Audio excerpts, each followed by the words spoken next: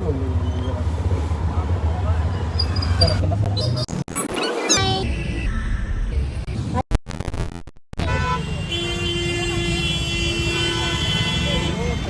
താജ്മഹൽ എത്തിയിട്ടുണ്ട്.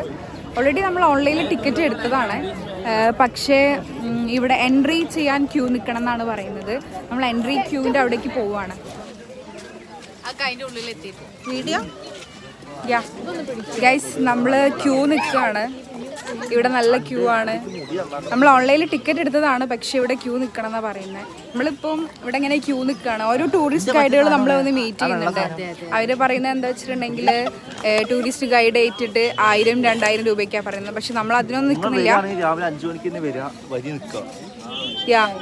പക്ഷെ 5 മണിക്ക് വന്നിട്ട് കാര്യമില്ല. 5 മണിക്കൊന്നും കാണാൻ പറ്റില്ല, മഞ്ഞ് മൂടി കിടക്കുകയായിരിക്കും.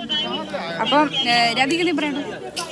രാധിക്കൊന്നും പറയാനില്ല. അപ്പോൾ ഞാൻ നിർത്തുകയാണ്. ഇനി കുറച്ച് ക്യൂ അങ്ങോട്ട് നീങ്ങി കഴിഞ്ഞിട്ട് നമുക്ക് കാണാം. സുപ്രിയക്ക് എന്തെങ്കിലും പറയാനുണ്ടോ? ഇല്ല ഇല്ല ഇല്ല, എല്ലാവരും വരിക കാണുക. യെസ്, 7 അത്ഭുതങ്ങളിൽ ഒന്നാമത്തെ അത്ഭുതം നമുക്കിന്ന് കാണാം. നമ്മൾ കാണുന്ന ഒന്നാമത്തെ അത്ഭുതം അല്ലേ? നോക്കട്ടെ, നമ്മള് ടൈറ്റ് ഷെഡ്യൂൾഡ് ആണ് ഞങ്ങൾക്ക്, അതുകൊണ്ട് നോക്കാം.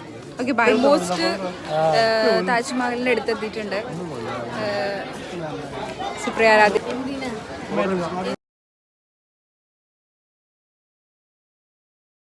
ഓൾമോസ്റ്റ് താജ്മഹലിന്റെ ഗേറ്റ് എൻട്രിയിൽ എത്തിയിട്ടുണ്ട്.